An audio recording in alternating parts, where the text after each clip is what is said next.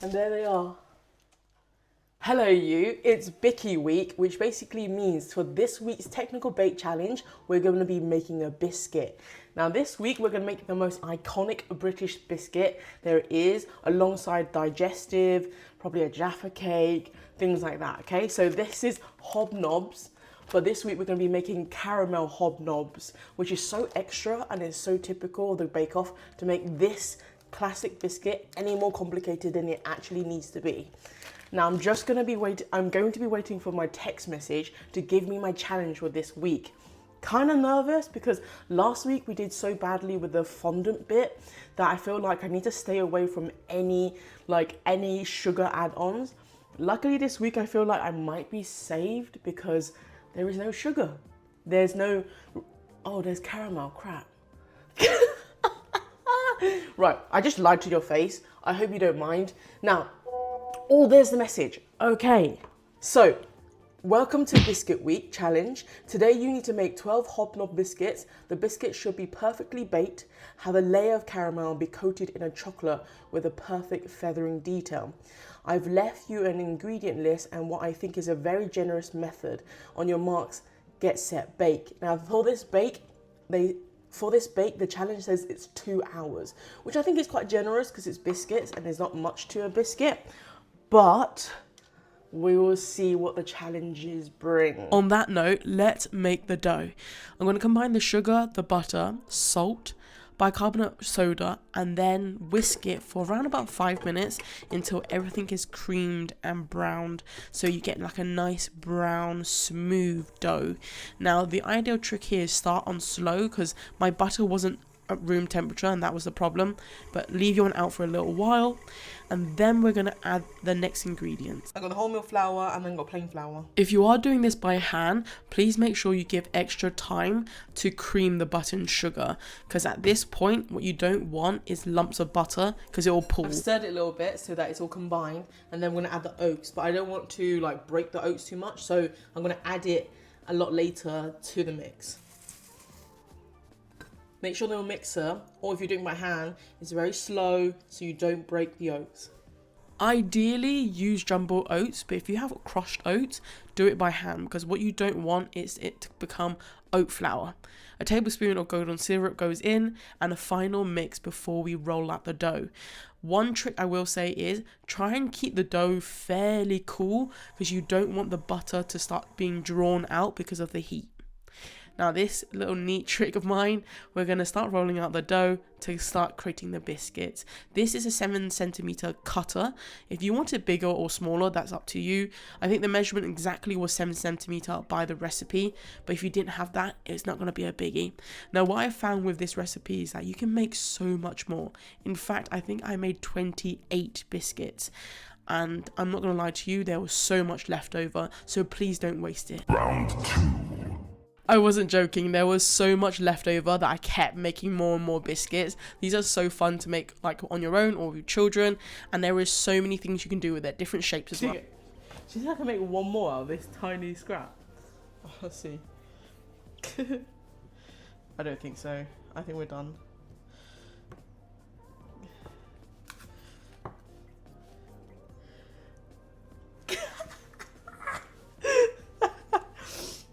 No waste in this place. As if you would notice that's any different. There we have it. We have 28 bickies that you can make from the whole dough.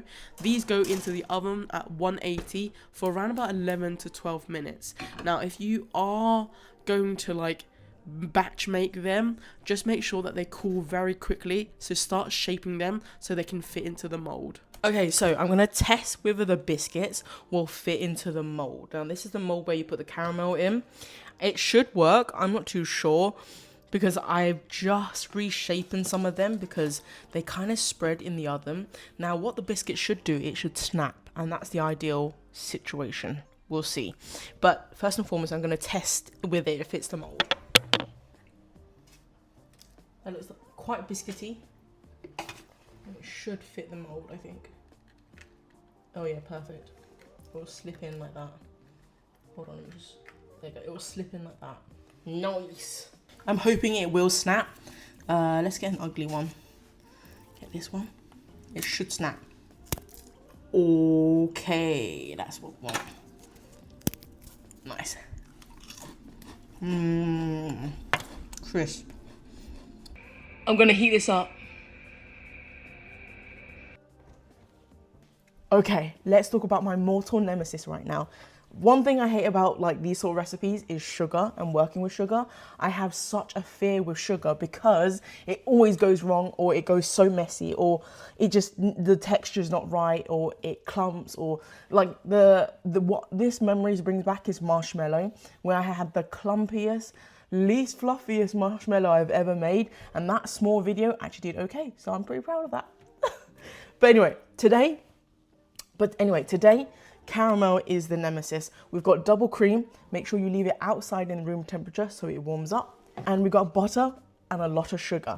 Make sure that these two ingredients, the cream and butter, is left outside to warm up. Especially the cream, heat it up a little bit so that it actually comes to a closer temperature to the sugar so it doesn't split. And I don't really know what to do with the butter. Just leave it as cubed, I don't know. Do whatever you think was best, because I've never really made a successful caramel in my life. The only thing I do know is that typically my caramel splits. And so my nightmare begins. I've left the sugar to caramelize and brown on the bottom of a pan. And then I'm going to add the heated cream up that we heated early on. It should steam, so it will remove the water from the cream.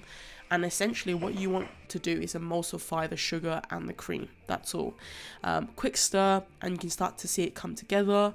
Honestly, in terms of temperature and techniques, I have zero advice for you guys. Please look this up. This is just me doing it on a touch and go basis.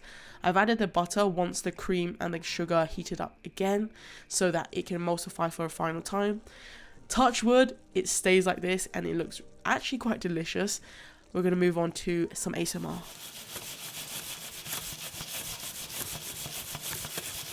Now, some will enjoy that, some find that grating. I do apologize, but we're going to add the caramel to the base of our molds, and then we're going to start layering with the biscuit and the chocolate. Now, I did test this earlier, so it should fit. Yes, it does. And basically, you're going to add this to the mold so that you can put it into a fridge or freezer, depending on time. I put it into the freezer whilst I'm prepping the double boil for the chocolate. So, with chocolate, just melt it. There's nothing to it. Microwave, double boil. I think I'm gonna do a double boil, but with a white chocolate, I think I might put it into the microwave just to speed things up. I find that this is probably the easiest part, I'm not gonna lie. We're gonna let the chocolate melt. I'm gonna play a biscuit game with you guys. You guys can play along as well. Leave in the comments down below if you get this far, and also play along. So I'm gonna name 3 biscuits, and it's gonna basically be kiss, marry, or kill, okay? So the first 3 biscuits are like your classic British biscuits, right? Hobnob, which is what we're making today, chocolate bonbon, or digestive. Well, first and foremost, I will marry chocolate bonbon. Secondly, I probably will kiss digestive and kill hobnobs. I don't like hobnobs, they're so hard. Okay, the next 6 of biscuits are Garibaldi, which we made several years ago, the malt milk biscuit, and a ginger nut. Ooh. Those are hard. Garibaldi, I have to be in a mood, so it might be the one I kill. Ginger nut, I could kiss, and malted biscuit, I would marry. Malted biscuit is like a literal baby, it's like a baby biscuit that you always had like when you were growing up, especially in nursery time. If you guys don't know what these biscuits are, I will leave some images up just in case. I'm going to move on to dipping it now, and then we'll try the biscuits. For extra skill, I think we're going to be piping some chocolate lines on top of the biscuits. So I've taken 10% of the chocolate, put it into a piping bag for the decoration part. How fun. That's a shame. It covered right to the edge. Damn. It is pretty. Perhaps my favourite part of the recipe is tapping the chocolate and letting it set. Definitely the best part because I get to lick the bowl. Yo. Okay, the white chocolate completely failed. The chocolate has completely failed. but with the white chocolate, I think I might put it into the microwave. I find that this is probably the easiest part, I'm not gonna lie. I'm going to make a public announcement and then apologize for such lies. It was the hardest part. For some reason, the white chocolate wouldn't emulsify and melt. It just burnt, so it made caramel milk chocolate, which is quite funny because we already have some. But anyway, moving on, I'm going to only decorate the caramel one, and this was so satisfying. Look at those perfect lines. Honestly, I really do love working with chocolate. Now, this is called feathering, and you're basically moving something thin across the chocolate, and you go in opposite direction as well. I didn't do it so well on this one, but does it matter? No. And there they are.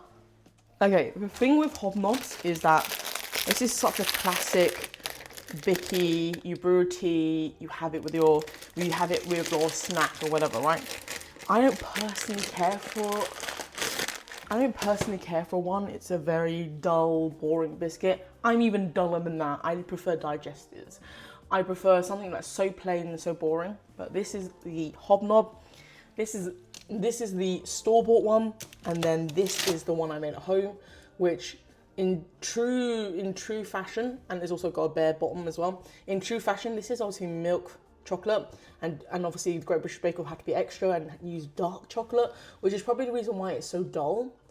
But it's not too bad actually. Awesome.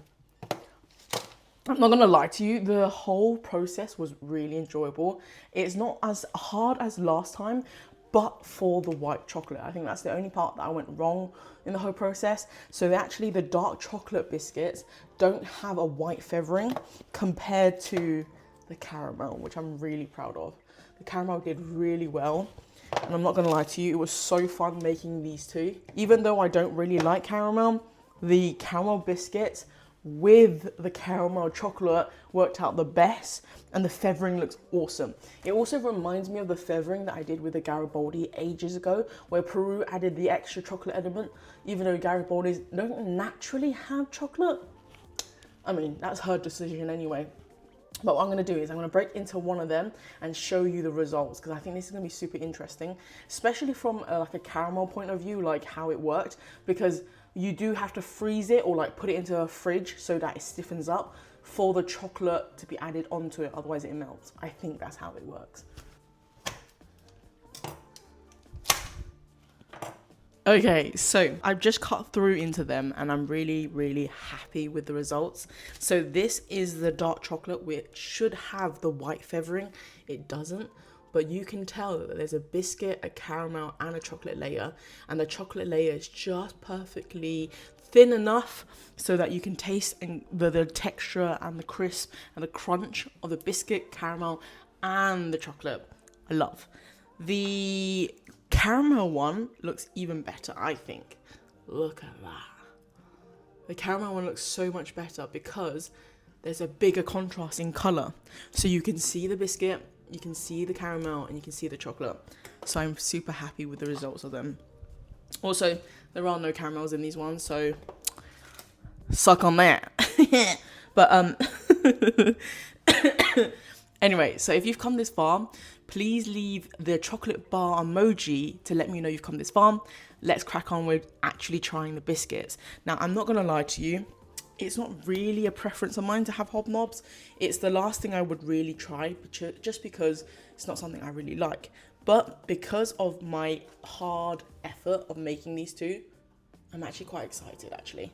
I'm super excited for several other reasons, because it's 9 in the morning and I'm trying it.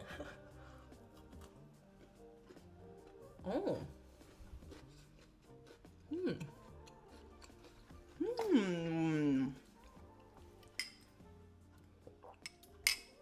Of course I'm a matcha girly. That's actually really, really good. I'm not gonna lie to you. I think I'm gonna give my efforts for this week as 8 out of 10. I don't know how far or where I would be sitting in the ranking, just because there's no white chocolate feathering, which probably reduces my likelihood of being number 1. But gosh, this actually tastes so good. I'm gonna crack into one of these.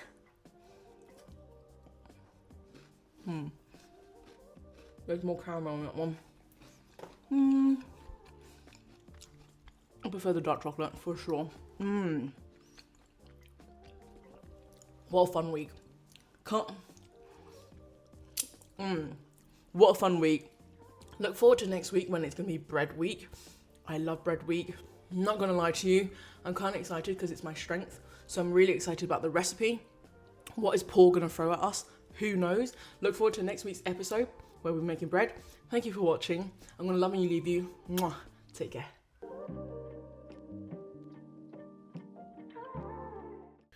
Okay, I forgot to do this. Classic. This is classic.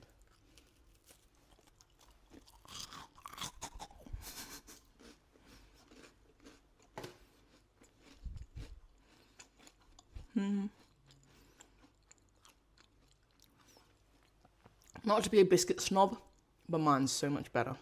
Make sure you make it. Make sure you make it and leave it in the comments down. Not to be a biscuit snob, mine is so much better and it's crunchy and crispy. Make sure that you leave it in the comments down below. If you've made this, or you're going to go to make it, or you've tried this, I really want to know.